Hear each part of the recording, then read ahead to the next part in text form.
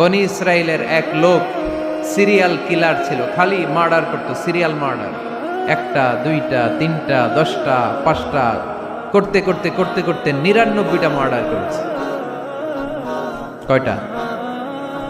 এলাকায় আছে নাকি এরকম কেউ?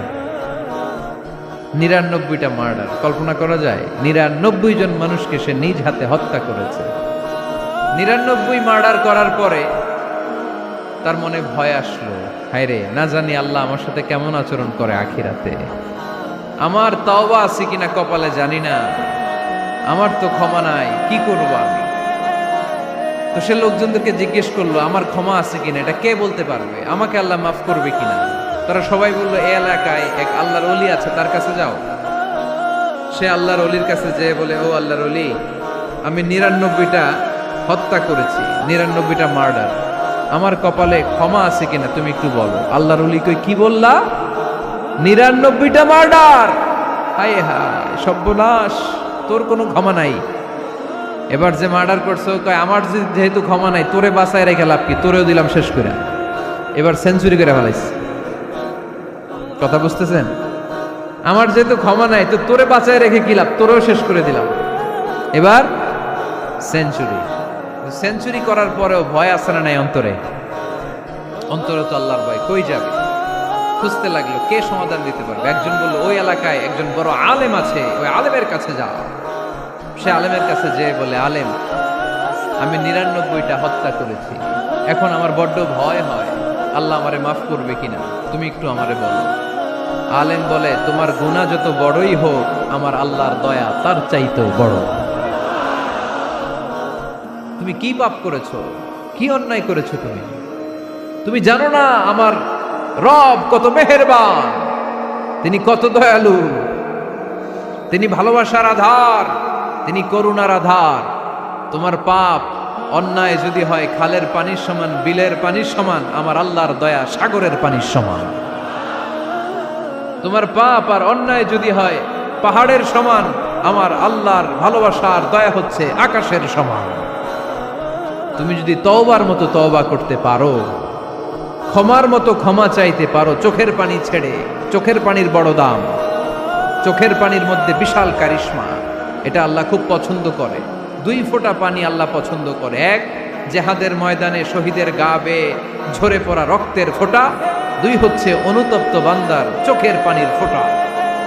বান্দা যখন অনুতপ্ত হয়ে চোখের পানি ছেড়ে কাঁদে, তার চোখের পানি চোখ বেয়ে, নাকের ডগা বেয়ে মাটিতে পড়ার আগেই ওই অনুতপ্ত বান্দার সব গুনাহ আল্লাহ মাফ করে দেয়।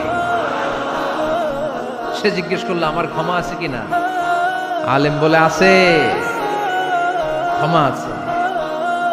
তওবার মতো তওবা কর, তাওবাতান নাসুহা, তওবার মতো তওবা করলে আল্লাহ ঠিকই মাফ করবে। সে এতটাই অনুতপ্ত হলো, এতটাই, সে আল্লাহর কাছে ক্ষমা চাইতে শুরু করলো।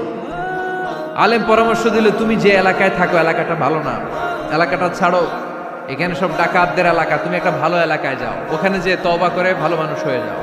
সে নিয়ত করে কাপড় চোপড় গুছিয়ে ভালো এলাকায় যাবে। ঘর থেকে বেরোয়ার সাথে সাথেই মালাকুল মাউত চলে আসছে, তার রুহু কবজ করে ফেলছে। এখন রুহু কে নিয়ে যাবে? ফাজাআত মালাইকাতুর রাহমা ওয়া মালাইকাতুল আযাব। রহমতের ফেরেশতারাও আসছে, আযাবের ফেরেশতারাও আসছে। রহমতের ফেরেশতারা বলে, না না, সে তওবার নিয়ত করেছে, যদিও তওবা করতে পারে নাই, যদিও ভালো এলাকায় যেতে পারে নাই, তওবার নিয়ত করেছে, অনুতপ্ত হয়েছে, ক্ষমা চাওয়ার চিন্তা করেছে, আমরা তার রূহ নিয়ে ইল্লিনে রেখে দেব।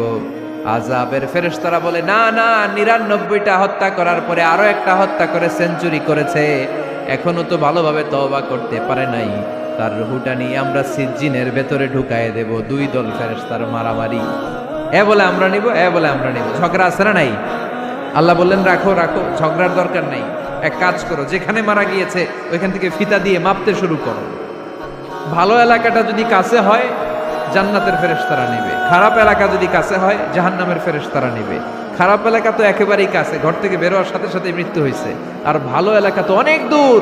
আল্লাহ জামিনটারে আদেশ দিলেন, জামিন, এই অনুতপ্ত বান্দার জন্য তুই ভালো এলাকাটা কাছে চলে আয়।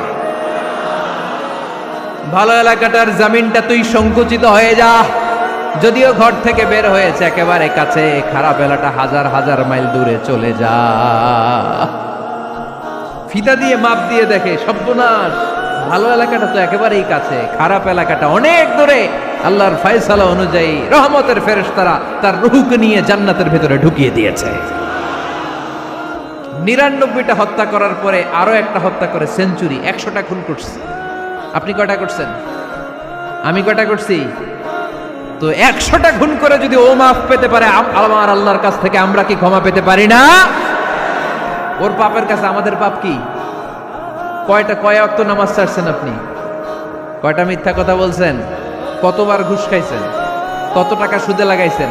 কত অন্যায় করছেন? কত জুলুম করেছেন? মনে রাখবেন, আপনার পাপ, আপনার অন্যায়, আপনার জুলুম যত বড় হোক না কেন, আমার আল্লাহর দয়া তার চাইতেও বড়।